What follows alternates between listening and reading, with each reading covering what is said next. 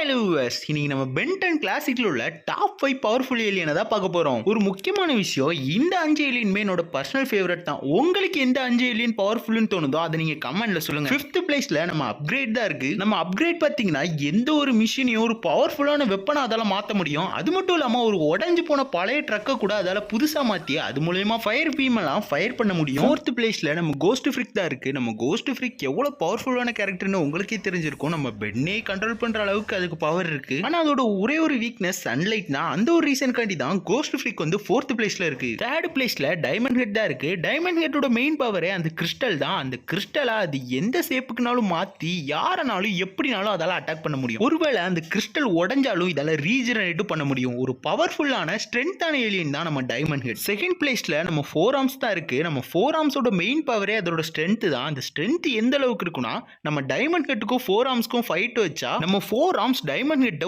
ஒரே பஞ்சில நொறுக்குது கூட வாய்ப்பு இருக்கு. அந்த அளவுக்கு ஒரு பவர்ஃபுல்லான ஏலியன் தான் நம்ம 4 ஆர்ம்ஸ். ஃபர்ஸ்ட் பிளேஸ்ல நம்ம வேபிக் தான் இருக்கு. இதோட மெயின் பவர் அப்படின்னு பார்க்கும்போது இதோட காஸ்மிக் ரேவும் ஹைட்டுக்கு ஸ்ட்ரென்த் தான் இதோட மெயின் பவராவே இருக்கு. கிளாசிக்ல மட்டும் இல்ல, நம்ம பென் 10 சீரிஸ்லயே ஏலியன் எக்ஸ்க்கு அப்புறம் ஒரு பவர்ஃபுல்லான ஏலியன்னா அது நம்ம வேபிக் தான். உங்களுக்கு இந்த வீடியோ பிடிச்ச வீடியோ லைக் பண்ணிட்டு உங்களோட ஃபேவரட் ஏலியனை கமெண்ட்ல சொல்லிட்டு இதே மாதிரி நிறைய வீடியோ பார்க்க நம்ம சேனலை சப்ஸ்கிரைப் பண்ணிக்கோங்க ஃப்ரெண்ட்ஸ்.